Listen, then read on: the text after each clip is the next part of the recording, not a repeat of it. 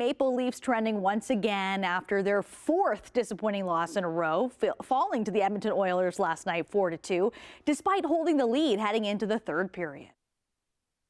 Obviously, it's frustrating. Something obviously we'd like to not be giving up these leads, but I think on the positive side, there's a lot of good things that we are doing. Disappointing, obviously, when you lose, giving up a lead, but it was a really good game. We did a lot of good things. The difference is executing on one play at the end of the game.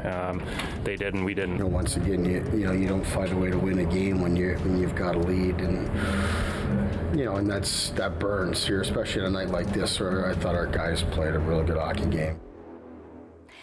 It's safe to say Leaf fans are not happy with this losing streak, and they're airing out what they think should be done online. Sports analyst and Toronto Metropolitan University media professor Dan Berlin joins us to talk about the state of this team.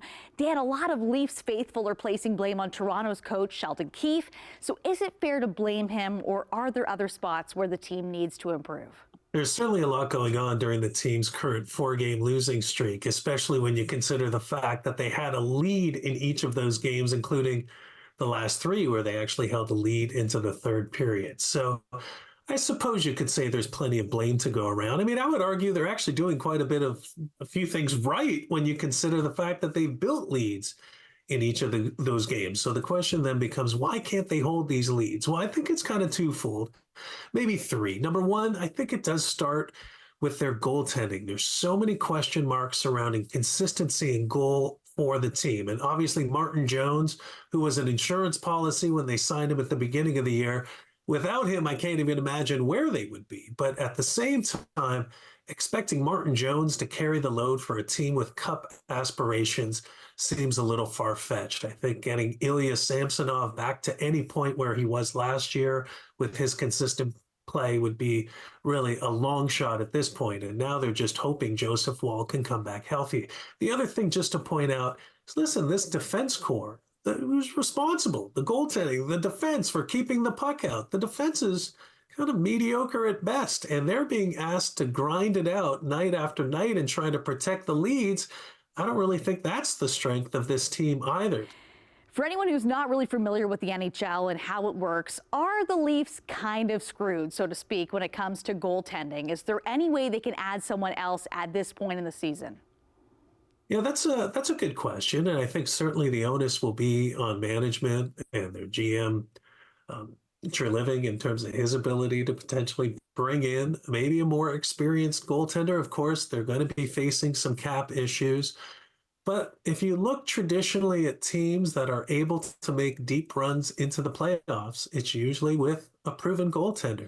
And you'd asked a little bit earlier the question about Sheldon Keefe and whether or not he's on the hot seat. And I think this is a really, really good question. I think if you were to ask the media, they would say, absolutely, it's time to move on from Keefe. I mean, that's the hockey media and Toronto media when it comes to the team.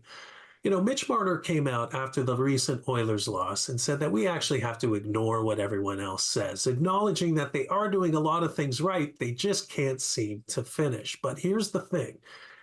For Keefe right now, the key for him is not allowing this to snowball. So you mentioned cap issues. Toronto's core players like Tavares, Matthews, Nylander, and Marner have some of the highest paid contracts in the league. Is it a concern that they struggle to deliver? Yeah, there was a great statistic that pointed out that teams that have had the tendency of being able to win the Stanley Cup had a much smaller percentage of their total salary cap tied into their top tier players. And of course, that's the opposite of what you described with the Leafs and tied up to those four players that you've identified. Here's the thing. Marner and Matthews are living up to their end of the bargain. I mean, right now, Austin Matthews is certainly a Hart Trophy candidate, and every night we watch him do something incredible, and his proficiency of scoring goals. And Marner's been a big part of that too. My bigger concern is with John Tavares, and as much as maybe he should or shouldn't be called out in the media by his head coach, what the truth is that he hasn't recorded a point in his last 5 games, and that's the longest drought of his career as a Toronto Maple Leaf. Now, he is getting a little bit on in age. We don't know if maybe there's something underlying there, but they need John Tavares to produce. He's their second line Catalyst, the centerman, he needs to be able to step up to give that added scoring. And I think if the Leafs are going to start to win games, they have to look to win games maybe 5-4 instead of trying to grind out these 2-1 and 3-2 wins. We'll keep our fingers crossed that they can make a more successful playoff push. That's sports analyst and media professor Dan Berlin. Dan, thanks for joining us on Trending Now. Thanks for having me.